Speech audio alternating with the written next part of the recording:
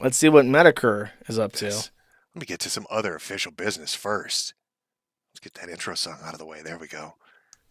You may have noticed they've mistakenly remonetized me for a minute. I doubt that's going to last very long, but I put little puddings and little itty bitty hamsters in for the memberships. Tiny itty bitty little hamsters and puddings. I've heard some people saying, speculating, Keemstar pulled a few strings, got me my channel back.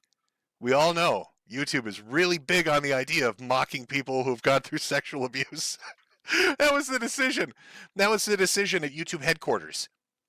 They said, hey, Keem, we need you to get Jim to make fun of Boogie about a traumatic childhood situation that he went through, and then we're going to remonetize him. We're going to let him get all the fucking dollary dues. But he's got to make that fat motherfucker cry. It's the first thing you got to do. So Keem was like, Eagle has landed. Let's send the message. Signal flares up in the air. Let's do this. Jim, you've got to dunk on him.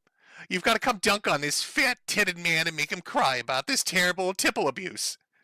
I was a man for the job. I was hired to come in and do it. Let's make it awkward and uncomfortable. That's what Jim's for. Then I got that email. Mission accomplished. We'll call you when we need. We'll call you when we need you to go after more sex abuse victims, Jim. Checks in the mail. It's very easy to discredit something somebody says when you completely lie about what was said. To clarify, my point was that after Jim showed up and gave Keemstar 20,000 viewers on a dead podcast he owns, that Keemstar did him a favor and got his account remonetized on YouTube. Which wouldn't require any kind of grand conspiracy or top-down commands from YouTube headquarters regarding bullying sex abuse victims or whatever the fuck he's trying to say. It just seems very likely. And not only that, but you don't have to be in on it for that to work.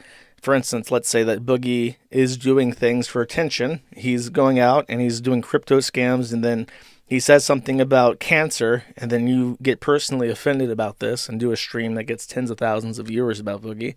Keemstar sees an opportunity, invites you on to make fun of him. Boogie's, of course, paid to be made fun of because he's on a show called the Fat Retard Podcast where the job description is get made fun of. And then he gets tens of thousands of viewers and thousands of dollars in the process.